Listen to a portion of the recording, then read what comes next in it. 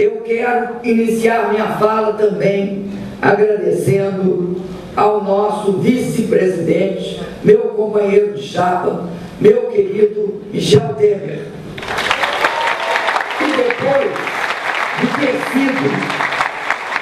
de ter sido um grande vice, se transformou num incansável e aguerrido militante, fervoroso militante, que andou o Brasil defendendo o nosso projeto, as nossas propostas e o nosso governo. Chegamos ao final da campanha de 2014 e você vai eleger aqueles que vão governar o país de 2015 a 2018. E você sabe o quanto o nosso governo, o governo da Dilma, fez pelo Brasil. Em todos os planos, no plano econômico, no plano social, no plano cultural, no plano educacional, em todos os setores da sociedade brasileira. Por isso que eu venho a você com muita tranquilidade para dizer, no dia 5 de outubro, vote 13, vote Dilma. Você estará fazendo melhor pelo Brasil. Bom, Barão, eu queria fazer um apelo aos nossos ouvintes que entendem de interpretação de sonhos. Ai, ai. Eu sonhei de anteontem para ontem e de ontem para hoje. Ixi. Um pedaço, né? Porque acordo, durmo, tem vários sonhos, mas um ficou na minha memória, não sei porquê. Qual que foi? É o seguinte, era um desfile de romizetas. Aquela moto antiga? Moto é pra você que não... Tá, é então coisa que se diga de uma romizeta. Uma romizeta. É um carro lambreta. Muito bem. Bota aí na internet que você vai ver, romizeta. E aí tinha um desfile de romizeta e uma capotou. É a única coisa que eu me lembro do meu sonho. Aí você quer saber qual bicho você vai jogar? Qual bicho vou jogar, quanto tempo de vida eu tenho. Bom dia, Luiz Megali, bom dia a toda a equipe do Café com o Jornal, bom dia pro Rafael Colombo e também pro Band News TV. Minha gente, hoje não tem muita coisa para conversar não, porque um assunto se impõe aí, o noticiário político, o noticiário econômico, né, as discussões gerais e tal. Afinal de contas, aquele processo que o PSDB, de Aécio Neves, Fernando Henrique Cardoso, Geraldo Alckmin, moveu contra a chapa Dilma Temer no iniciozinho de 2014, melhor, logo no iniciozinho de 2015, logo depois da promulgação da vitória de Dilma Rousseff como vitoriosa, né, na eleição presidencial com a chapa Dilma Temer.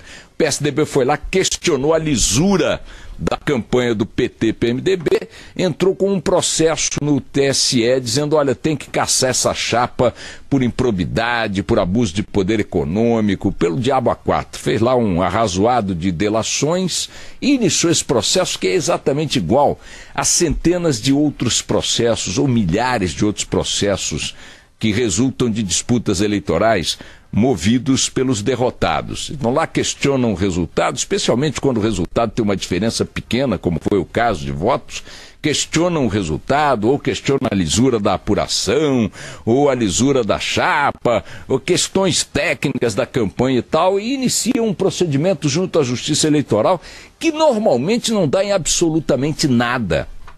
Se você pegar de cada 100 mil processos desse tipo movidos no mundo por grupos políticos que perderam eleições, em 99.999,9 não acontece nada. Blá, blá, blá, blá, blá, blá, acabam arquivando, não só porque às vezes não tem mesmo fundamento, mas principalmente porque os fatos políticos se impõem ao jogo, mesmo ao jogo legal, ao jogo jurídico, né? A formalidade dos julgamentos da Justiça Eleitoral. Você tem uma vontade popular majoritária que eventualmente expressa de fato o sentimento da maioria dos eleitores e aquilo se impõe como fato histórico, né?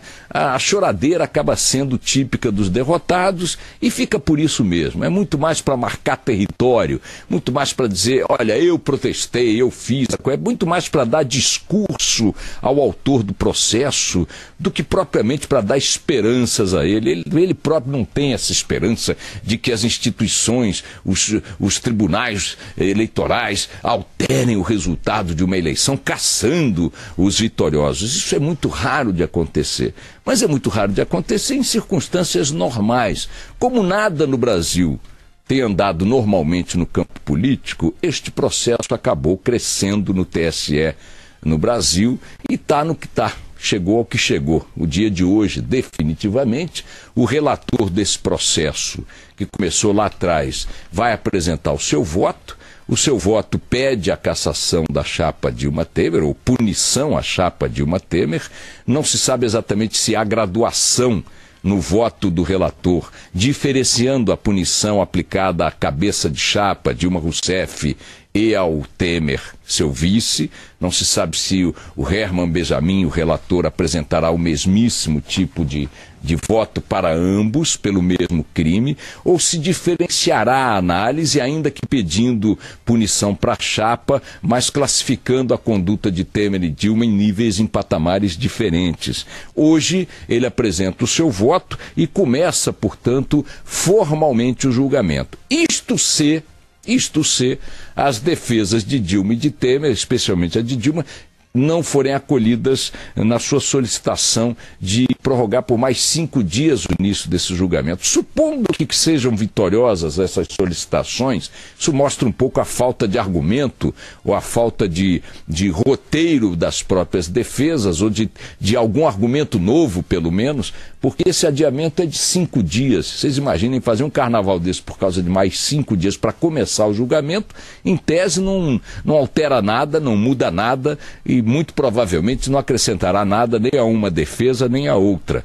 A segunda hipótese para que a coisa não comece hoje efetivamente, e aí com uma projeção de retomada imprecisa, não se sabe quando, é um ministro ou mais de um ministro do mesmo Tribunal Superior Eleitoral pedirem vistas do processo. E aí esse ministro tem essa prerrogativa, o tribunal tem que conceder o pedido de vista e esse pedido de vista não necessariamente precisa ser concluído, ou a vista não precisa ser concluída em prazo pré-determinado. E aí pode jogar o processo para mais alguns meses, continuará o ambiente que determinou que ele corresse como correu até aqui, continuará permanecendo esse ambiente, muito provavelmente esse ministro que pedir vistas não poderá sentar em cima do processo, como tantas vezes se vê em julgamentos no Brasil. O quadro político muito provavelmente determinará, em algum momento ele vai ter que devolver o seu voto, apresentar o seu voto ao pleno do tribunal. O fato é que o julgamento está começando hoje, ou pode começar hoje,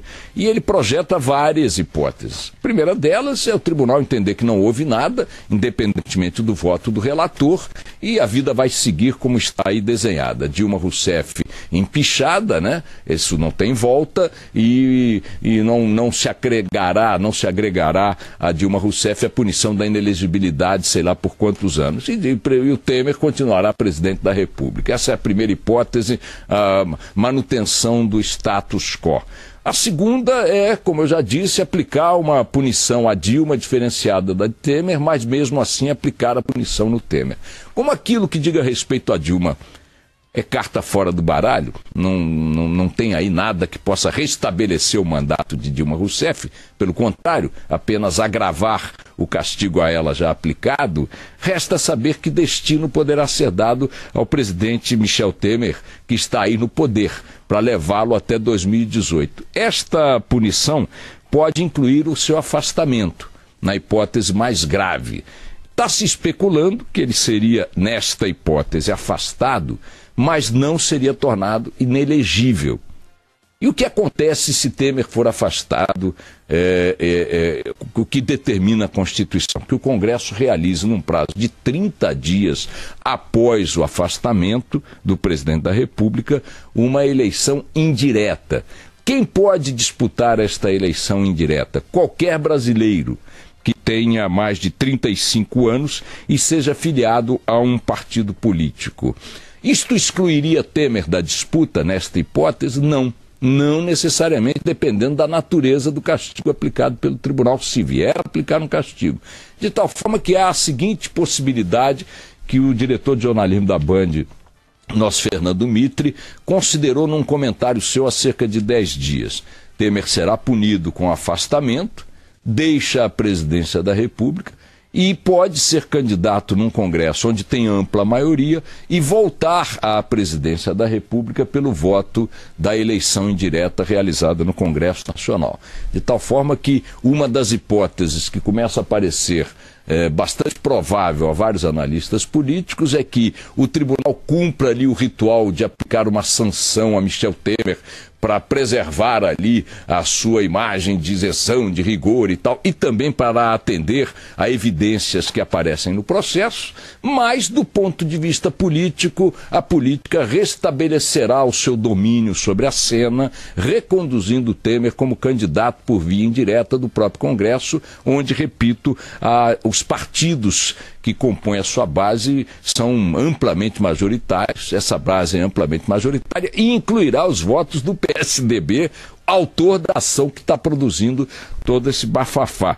Temer tem mais de 35 anos, tem 76 e é filiado a um partido que é o PMDB. Na verdade, ele está com o dobro da cota, mais que o dobro da cota de idade necessária para isso.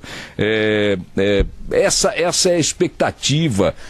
Esse é o conjunto de possibilidades que se descortina a partir de hoje com o início dessa votação no TSE. O nosso Rodrigo Orengo está em Brasília. Eu quero dizer ao Megali e a toda a equipe do Café com o Jornal que eu vou abrir sinal para o nosso Rodrigo Orengo agora em Brasília, para que vocês decidam aí se vão continuar conosco. O Band News TV fica conosco e também, quem mais fica conosco? E nós, né? Um abraço, Megali, para você e para toda a equipe. Aí o Orengo entra agora. Cadê o Rodrigo Orengo? Fala, Orengo. Tô aqui com o Bop, viu? E aí, Orengo? Conta pra nós. Tô com a Polícia Militar aqui no TSE, viu? Fazendo a varredura. Ah, é? Fazendo a varredura aqui no plenário antes do início do julgamento, viu? Esquema reforçado. Poxa, deixa eu começar entrando num detalhe, num ponto. Varredura pra achar o quê, hein? Ah, já estão com aqueles esquemas lá. É melhor não procurar muito, não, hein? Pois é. Mas o esquema está todo reforçado. Deixa eu tocar num ponto aí que é importante. Você estava comentando a respeito da possibilidade de adiamento de 5 dias, né? E isso vai ser discutido nas preliminares. Então vamos passo a passo aqui. Começa lá com o relator, fazendo um resumo, ministro Harold Benjamin, sem entrar no mérito, sem votar. Depois entram alegações, né? PSDB, que é a acusação, depois defesa da Dilma, defesa do Temer, e aí ainda Ministério Público Eleitoral, né? E aí começa a discussão dessa preliminar, que é do adiamento. Por que isso é importante? Porque se adiar por 5 dias, é muito provável que um dos ministros não participe do julgamento, que é o ministro Henrique Neves. Ele está deixando o tribunal no dia 16, agora de abril. E na semana que vem já tem uma viagem programada, uma viagem oficial do presidente do tribunal, o ministro Gilmar Mendes. Então não daria tempo do ministro Henrique Neves participar desse julgamento, mesmo com adiamento só de 5 dias. E importante que o ministro Henrique Neves já falou em entrevista à Rádio Bandeirantes, ele citou a jurisprudência. O que é isso? O resultado dos últimos julgamentos aqui na Corte, que são bastante claros, segundo o ministro, pela indivisibilidade da chapa. Se caçar um, teoricamente, pela jurisprudência, precisa caçar os dois. Essa seria a jurisprudência do tribunal, segundo o ministro. Mas é claro que ele não entrou no mérito dessa ação. Mas ele já tem voto nesse sentido, assim como os outros ministros da Corte. Né? Então, essa é a primeira possibilidade de adiamento. Né? E com esse adiamento, a gente teria uma nova composição do pleno do tribunal. Já tem o ministro indicado pelo presidente Michel Temer, que é o ministro Admar Gonzaga, que entraria no lugar de Henrique Neves. A gente já teria outro contexto aqui de julgamento. Qual é a segunda possibilidade de adiamento? É que se falava há pouco, que é o pedido de vista. E é bom lembrar o seguinte, Boechat, não tem prazo. Não tem prazo para retomada do julgamento em caso de pedido de vista. Isso pode acontecer depois do voto do ministro Harold Benjamin. Tradicionalmente acontece assim, mas qualquer ministro a qualquer momento pode pedir vista, mas tradicionalmente, depois do voto do relator, se abre lá para os outros ministros, e a expectativa, inclusive, é que Napoleão Nunes, que é o segundo ministro a votar, ele que é integrante do STJ, já peça a vista. A gente pode fazer um paralelo aqui, inclusive sobre esse mesmo processo. Já foram pedidas 3 vistas desse processo, e uma delas durou 5 meses. Antes da admissibilidade, antes de receber o processo, antes de começar aqui formalmente o processo, pediram vista e durou 5 meses esse período até remarcar o julgamento. Foi mais de um pedido de vista nesse... 3 pedidos de vista. 3 pedidos. Exatamente. O que durou mais foi de 5 meses. Então, já começa aqui com essa possibilidade e essa previsão, é uma tendência. Orengo, as hipóteses punitivas, quais são? Qual é a jurisprudência para punição? Então, a jurisprudência para punição é realmente se caçar a chapa, essa é uma jurisprudência já estabelecida, e também tornar inelegível a cabeça de chapa. Tenta falar de novo aí, inelegibilidade. Inelegibilidade. Inelegibilidade, né? Aliás, tem que repetir porque a gente vai falar muito sobre isso. Né? Fica inelegível apenas a cabeça de chapa, né? Exatamente, e essa é a jurisprudência. Isso é interessante, né, Boechat? Porque em caso de punição, se puniria apenas a cabeça de chapa. É o que prevê a jurisprudência, mas qualquer ministro pode votar da maneira como quiser, né? Mesmo tendo aí claro, mas vamos ficar nessa hipótese, porque o importante é que se o desfecho do tribunal não produzir nenhuma consequência prática para o Temer, vida ele que segue. Concorrer. Digamos que ele nem seja punido. Vida que segue. Vamos dizer que a chapa seja punida. Portanto, há uma punição contra o Temer. Esta punição não o impede de disputar a eleição indireta no Congresso 30 dias depois. Não impediria. Não impediria. Poderia disputar. Então as hipóteses são: ele pode ser punido. Vamos nos concentrar no Temer, já que a análise sobre o destino de Dilma não me parece relevante à luz do descarte da figura pública do cenário e do horizonte da política brasileira, pelo menos no prazo máximo que pode acontecer com ela, né, Boechat, ela não concorrer nas próximas eleições. Pronto, então, supondo que concorra, não acontece nada, supondo que não concorra, é nada menos nada. Então, nada. Vamos nos concentrar aí na figura que está no baralho. A figura que está no baralho é o Temer. Quais são as hipóteses? A primeira, absolvição. Todo mundo é absolvido, festa, carnaval, vamos nessa. A segunda é punição para a chapa. Havendo punição para a chapa, ela se aplica igualmente, pode se aplicar igualmente para ambos com a inelegibilidade, por exemplo? A jurisprudência não diz isso, viu, Boechat? Não diz isso. A jurisprudência só pune a cabeça de chapa, né? No caso de tornar o não inelegível. No caso de afastamento, a jurisprudência é clara, né? Nos outros casos, a chapa foi afastada. Mas, de novo, cabe apenas aos ministros decidir isso. Naturalmente. Supondo que eles decidam por uma punição homogênea para a cabeça de chapa e para o Temer, para os dois, esta punição, eventualmente, pode ocorrer igualmente para os dois, mas sem tornar o Temer inelegível? Essa é a tendência. Essa é a tendência. E o Temer o presidente poderia inclusive concorrer a essa eleição no Congresso Nacional, no prazo de 30 dias. Aliás, qualquer um pode eleger, né? Com esses critérios que você colocou, qualquer um pode se candidatar. Se Ricardo Boechat se candidatar, ele pode ser eleito. Tem meu voto. Eu não vou fazer aqui uma traição, embora vices no Brasil tenham um histórico meio complicado. Eu tenho um candidato à presidência da República há muitos anos, que é o Zé Simão, presidente do PGN. Eu não quero me tornar presidente atropelando o Simão no processo da campanha. Eu quero fazer um impeachment depois. Sim. Ter mais barulho e tal. Agora, me diga uma coisa. Considerando esta hipótese que começa a se desenhar como a mais provável, caso o TSE afaste Temer da presidência da República em função desse processo, como é que os analistas políticos enxergam este horizonte? Temer é um candidato natural? Não enxergam a possibilidade de pororocas dentro do Congresso, na própria base aliada? Por exemplo, o PSDB não pode se assanhar, não há possibilidade do próprio PMDB querer surgir com outro nome, coisas do gênero, uma dissidência na base aliada que se una, por exemplo, à oposição, ao PT, ao PDT, para um nome que não seja o Temer, uma espécie de revide pelo engajamento dele no impeachment. Como é que vocês estão analisando esse horizonte? Essas possibilidades estariam abertas, viu, Boechat? O que muito se fala há algum tempo seria um nome de consenso, né? Um nome de consenso nacional. Qual seria? E essa seria essa seria a grande dificuldade, né? É o Tite? Nossa colega Mônica Bergamo trouxe alguns nomes há algum tempo, né? Como, por exemplo, de Nelson Jobim, que tem trânsito em vários partidos, né? Nomes nacionais de consenso. Isso para levar... Ou até ex-presidente. Seria um mandato tampão, né? Agora, vamos para a possibilidade prática, viu, Boechat? Eu acho pouco provável, viu? A gente tem que avaliar o que pode acontecer em caso de condenação. Cabe recurso ainda ao TSE, que são chamados embargos, né? São recursos não no mérito, mas que atrasam o processo. E depois cabe um recurso ainda ao Supremo Tribunal Federal. Então isso deve se arrastar muito. Né? Alguém acha que esse julgamento... Porque a partir do momento em que houve a admissibilidade do processo, ele andou com razoável celeridade. O ministro Herman Benjamin imprimiu, diante da complexidade do assunto e de sua gravidade, um ritmo bastante razoável ao processo. Seu voto, o prazo que ele deu para o Ministério Público, a apresentação do voto, etc. e tal, iniciando o processo hoje. especula-se a possibilidade de que esse processo possa andar num ritmo qualquer, mas seja lá qual for esse ritmo, a própria graduação do processo, com vistas, recursos a outras instâncias, recurso ao próprio TSE e tal, alguém imagina que isso possa estar concluído antes do segundo semestre do ano que vem? Já estamos no mês de abril? É difícil prever, viu, Boechat? Inclusive, aqui dentro do TSE, a expectativa é que o julgamento no tribunal dure aí mais de 5 meses, né? 5 meses. Exatamente. E aí depois teríamos um outro julgamento no Supremo Tribunal Federal. Isso tem que colocar aí algumas questões que é o pedido de vista, que é imprevisível, mesmo não tem prazo para retomar o processo. E o próprio andamento do processo, mesmo sem pedido de vistas, ele tem uma dinâmica. É longo, é demorado. De tal forma que eu volto aqui à vaca fria, tenho insistido nesse ponto especulativamente, sem nenhuma pretensão de acertar nada.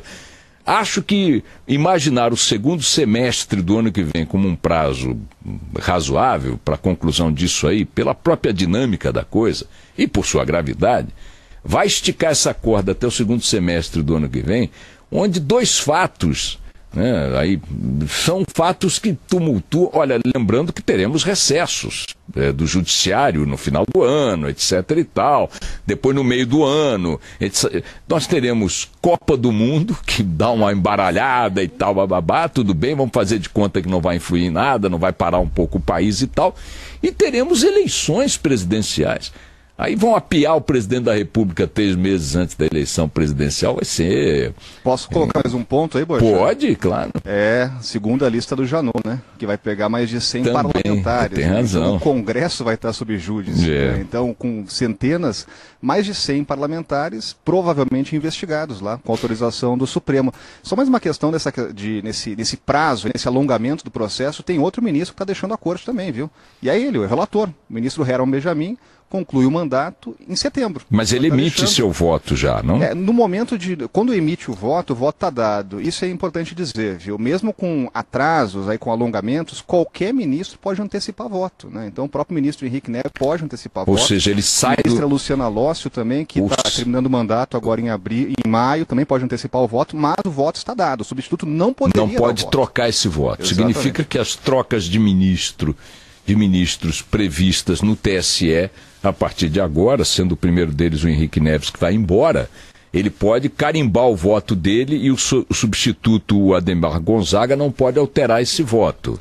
O voto é da cadeira, isso é importante, né, Boechat? O voto é da cadeira, são 2 cadeiras de ministros juristas, que é o caso de Henrique Neves e Luciana Lócio, 2 de ministros do STJ, uma delas é do ministro Harold Benjamin, e 3 cadeiras de ministros do Supremo, né? E é um rodízio, com um prazo para acabar. O Orengo, só para finalizar, muita gente tem discutido que, havendo o afastamento do Temer, o Congresso fica com a palavra final sobre o sucessor, que pode ser o Temer ou qualquer outro. Portanto, não significa que se dará a sucessão constitucional com o presidente da Câmara substituindo o presidente afastado. Não existe isso. Tem um prazo que é de 30 dias. Não, mas durante esses 30... o presidente da Câmara conduz a eleição. Digamos que o país é um país de 200 milhões de habitantes, uma das maiores economias do mundo e tal, bababá, aguenta 30 dias de Rodrigo Maia, dá para a gente aguentar. Minha pergunta é, existe a possibilidade do Rodrigo Maia constitucionalmente ser o presidente que vai cumprir esse mandato tampão? Só se ele for eleito pelo Congresso. Só se for eleito. O presidente do TSE, Gilmar Mendes, já disse isso. A única possibilidade é a eleição indireta pelo Congresso. Então, como essa hipótese me parece remota, pelo menos esse risco que muita gente especula do Rodrigo Maia se tornar presidente da República efetivo, ou melhor, como presidente de mandato tampão de 1 ano e pouco, sei lá, 1 ano, não existe. Desse mal, pelo menos, a gente está um pouco livre, né? Vamos aguardar, minha gente, o que vai acontecer. A coisa pode ter certeza, viu, Boechat? A gente já preparou aqui nosso cercadinho, temos espaço aqui no TSE, porque a gente sabe quando o julgamento começa, mas não sabe quando termina. Quando tiver julgamento, a gente vai estar por aqui, viu? É igual briga de casal, né, meu amigo? Vamos nessa, meu caro Rodrigo Orengo, você fica aí com os canais abertos aqui para os estúdios da Band News FM. Obrigado aí por suas informações. Vamos lá, vamos tocar o barco.